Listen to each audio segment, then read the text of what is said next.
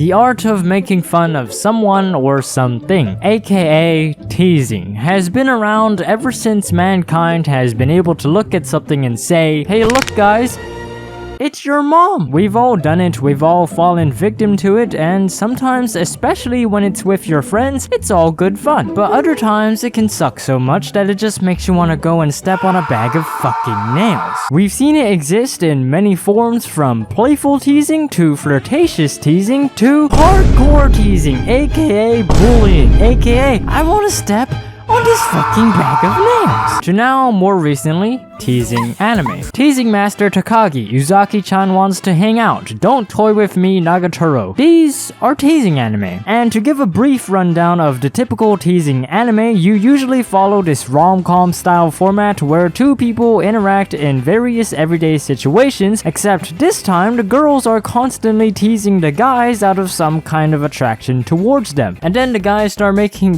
baby noises, and then eventually real life babies. But when I say eventually, I mean that's if you're fortunate enough to have a spin-off manga or a 6-digit code to call home. But if not, then consider yourself lucky if you get some uncensored hand-holding within the next 30 years. Now, I've been a fan of the teasing genre for a while now, but one problem I frequently ran into when trying to introduce it to other people was that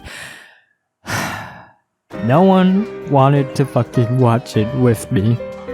Why? Well, firstly, I don't have friends. Secondly, it's slice of life, so already its appeal isn't too high, but thirdly and most importantly, they were mostly turned off by the premise because it just sounded painful to watch. And I totally get it, I don't blame them, because normally people would be turned off by the idea of some sadistic shithead following them around just to poke fun at them for their own personal enjoyment. I mean, this guy is literally getting bullied to tears here. Like Shaolin monks are out there spending years of vigorous training to get repeatedly kicked in the balls as a show of resilience, while anime fans are here doing it every time they turn on an episode of Nagatoro. But hey, why am I talking about this? Isn't this video supposed to be about the appeal of the teasing genre and not about how getting kicked in the balls might be an unpleasant experience? Well, I believe to better understand the appeal, it is also just as important to understand why people think getting kicked in the balls might be an unpleasant experience, okay?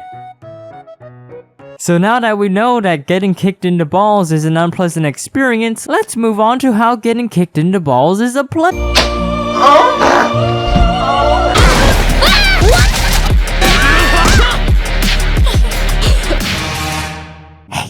Hey, wanna know a little secret about us teasing folk? Yeah, sure. Now, don't freak out, but we aren't actually watching teasing anime for the teasing. Shh. Before you start freaking out, I just wanted to let you know the even bigger secret, that is, these shows are actually really wholesome. Okay, now you can go ahead and freak out.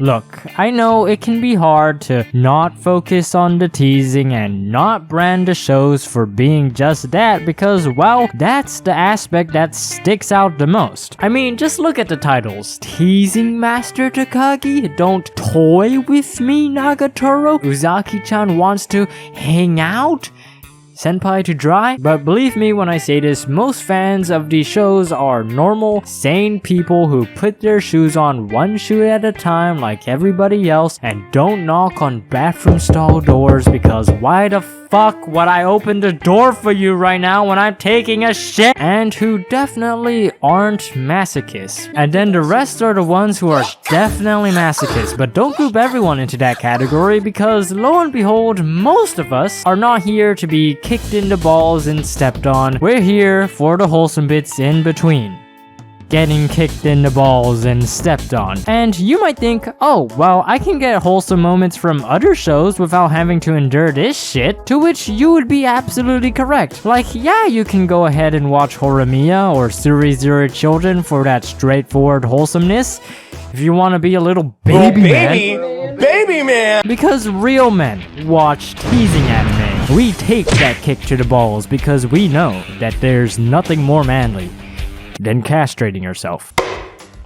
Don't get me wrong, I love me my straightforward romances just as much as anyone would. But sometimes it's not about just quickly getting myself that wholesome moment and then fucking off. It's about earning myself that wholesome moment and then fucking off. Remember in Shield Hero how mine was just built up to be the most slimy piece of shit of a human being, where somehow she defied all logic by continuing to get worse and worse every time she decided to pull some bitchcraft, to the point where you were just there begging for the protagonist to get revenge, and then he did, and she was put in her place, and she got what she deserved, and she was named a little bitch, and you were just like, yes! Yes! Now that was better than sex. But aren't you a virgin? Do you hear this clapping? You kind of go through the same experience with teasing anime. Did I like what mine was doing to Naofumi and his merry band of underage furries? God no, I hated every second she decided to pop her head out of the shithole she came from. But if I never put up with all the devious, ignominious shit she did, I would have never been able to feel that high of seeing her inevitable downfall. This is the feeling I find similar to the feel-good sensation I get with wholesome moments in teasing anime. And I'm not just talking about obvious things like the relationship progression, romance, or character development, but this specific feeling of satisfaction after receiving a long build-up of countless episodes of just physical and verbal abuse. Which is why I also often compare the teasing genre to dicks. On the next episode of Katasama decides to use a dick analogy. You know when you're looking for something to beat the meat to, you know, really release the kraken. But for some reason that day, your dick won't settle for anything less than a vanilla scoop with dark melted chocolate, whipped cream, and a cherry on top. So you continue searching and scrolling for that perfectly crafted sundae while simultaneously gently teasing and stroking your banana. Not enough to burst, but enough to continuously build that tension, so when you do eventually find something that fits your mood for the day, your dick in hand is already a fully loaded Glock with the safety off, except since you've been edging for so long, your Glock that usually fires a few measly bullets has turned into a fucking shotgun with 10 times the firepower and feels 10 times better. And then immediately 10 times worse when the post-nut clarity settles in. But my point is, the longer and harder you beat, teased, and blue-balled yourself, the better it felt when that tension was finally released. I think the person that best exemplifies this can be seen from the teasing master herself, Takagi. Now, Takagi follows surprise surprise Takagi as surprise surprise she teases the guy. But in return, he's also actively trying to tease her back. Of course, he always ends up completely defeated because she is the teasing master after all. Nothing phases her. She has the composure most monks wish they had. She plays mind games like kids play Fortnite, and she never loses, which happens for 11 full episodes until out of nowhere he manages to land a critical hit. And for the first time, she's speechless. There's no witty comeback. There's no turnaround. The smug expression had turned into a flustered one, and for a brief moment, the unbreakable Takagi had finally broken character. Seeing this moment after 11 episodes straight of just Takagi being smug as fuck was like getting hit in the head with emotional whiplash. But at the same time, something possessed me. A desire had been awakened. A fire had been ignited. A feeling of warmth had formed in the depths of my soul, and I thought to myself that there was nothing else this series could possibly do that would top this.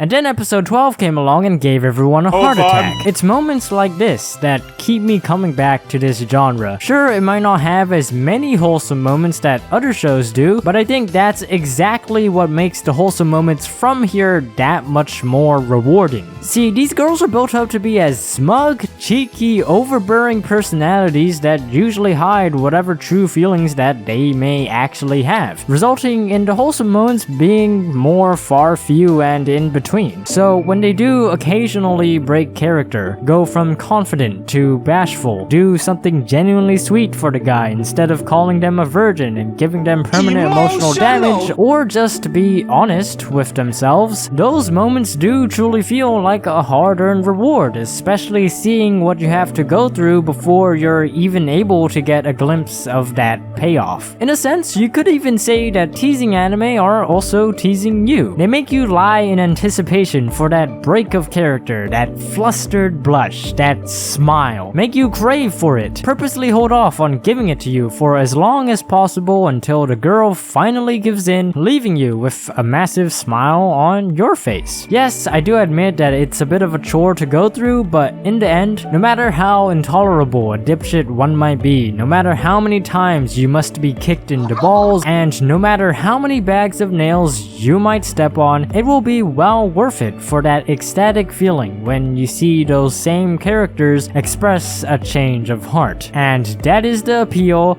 of teasing anime, besides all this other stuff. So if you do ever find yourself having a hard time stomaching the smug, just remember the one golden rule of all teasing anime. The harder it is to tolerate the teasing, the better the wholesome will end up feeling.